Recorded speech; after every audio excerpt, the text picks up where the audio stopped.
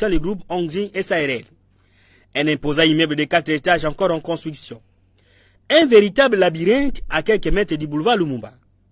Derrière ces rideaux métalliques, c'est la caverne d'Alibaba où tout y est. Les activités économiques sont menées sans la moindre présence de services étatiques. La société produit et commercialise des bouteilles d'eau minérale et de jus, produits dont la taxation relève du droit d'accise. Cependant, la DGDR ne reconnaît nullement l'existence de cette société faute des autorisations d'ouverture. Des machines géantes de la dernière technologie produisent 24 heures sur 24 des bouteilles d'eau marque Beni et ses jus très sollicités et prisés par les enfants. Des produits sortis fraîchement d'usine sont directement congelés ici au premier étage de l'immeuble où les températures moyennes vont jusqu'à moins 15 degrés. Au deuxième étage, ce sont ces machines qui auraient peut-être bénéficié des exonérations avant leur entrée sur le sol congolais.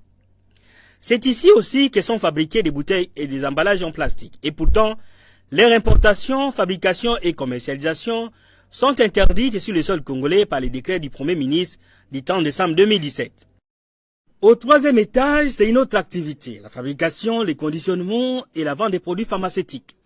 Des sérums glucosés, voire des antibiotiques, sont fabriqués ici. Des cartons de produits parfois périmés depuis 2010, pour lesquels les malades chinois changent seulement l'emballage, sont déposés à même les sols, dans un local pollué prêt à être embarqué dans ces camions pour leur distribution, dans les hôpitaux chinois, voire même dans les pharmacies privées de la capitale et de l'arrière-pays. Au quatrième étage, c'est un véritable capharnaüm où des objets de tout genre, parfois insensés, sont stockés. Des produits qui portent des étiquettes de diversion. Dans les bâtiments de derrière, réservés à la résidence des Chinois, c'est les dépôts de matières premières pour le mélange de jus, de l'eau minérale et pour la fabrication de produits pharmaceutiques. Des matières premières périmées non conformes et non contrôlées par l'OCC ou par les services du ministère de la Santé. Un endroit insalubre produisant une odeur nauséabonde, difficile à respirer même pour quelques secondes seulement. Les maîtres du lieu, ce sont ces Chinois.